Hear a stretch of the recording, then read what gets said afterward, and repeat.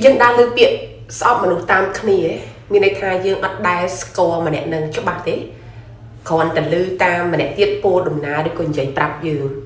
rồi cũngเป็นคล้ายយើងធ្លាប់ឃើញគេតែមិនដែលសំបីតែនិយាយស្ដីឬក៏មានតំណែងតំណងអ្វីជាមួយគេសោះស្រាប់តែយើងមានលឺមិត្តភ័ក្ដិយើងឬក៏ណាម្នាក់បានពោដំណើរពីម្នាក់នឹងតែយើងអត់ដឹងទេថាចេតនាអ្នកដែលនិយាយប្រាប់យើងណាគាត់មានចេតនាបែបណាហើយគាត់ហាក់បីដូចជានិយាយទៅស្គាល់ជនទី3នឹងច្បាស់មែនតើគាត់ពោលពាក្យមិនល្អគាត់និយាយបែបបង្កាច់បង្ខូចធ្វើទៅឲ្យយើងនឹងស្អប់គេតាមគាត់ដែរចឹងគេហៅថានឹងគេថាស្អប់មនុស្សតគ្នាសម្បូរមែនតើនៅក្នុងសង្គមយើងខ្លួនឯងអត់ចូលចិត្តអ្នកណាម្នាក់ហើយព្យាយាមអស់ទាញអ្នកទាំងអស់ហ្នឹងអ្នកជុំវិញខ្លួនហ្នឹងឲ្យស្អប់ដូចយើងដែរវាជាទង្វើដែលគួរឲ្យស្អប់ខ្ពើមមែនតើបើសម្រាប់មនុស្សដែលគេមានចំណេះដឹងគ្រប់គ្រាន់គេមានសតិសម្បញ្ញៈគេមានគេហៅថាភាពចាស់ទុំគ្រប់គ្រាន់នៅក្នុងការថ្លឹងថ្លែងអត់ជាបញ្ហាទេ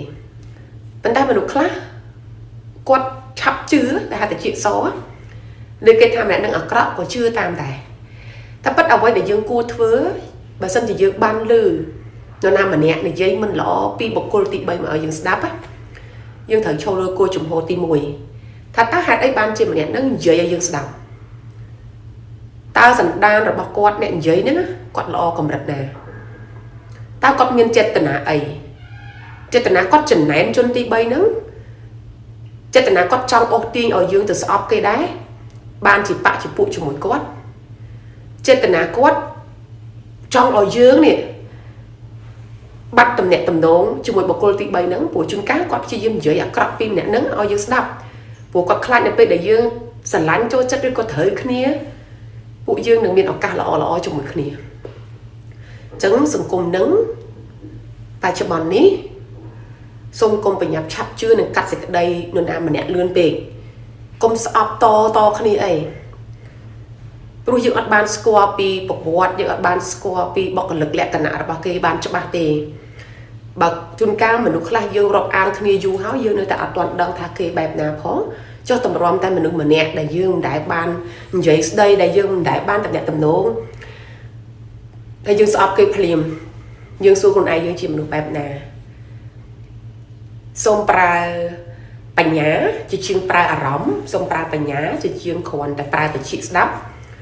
ភ្នែកមើលឃើញគេបង្កើតឲ្យមានភ្នែកច្រមុះមាត់តិចហើយបន្ថែមខួរក្បាល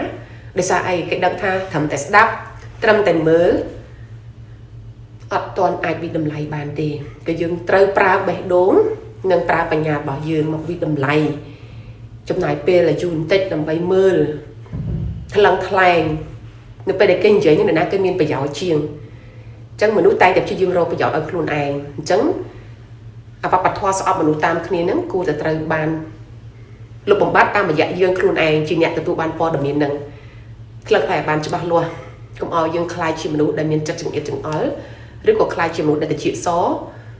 ដែលគ្រាន់តែស្ដាប់គេហើយជឿតាមគេស្អប់តគ្នាទាំងដែលសម្បីខ្លួនជនទី3គេអត់បែប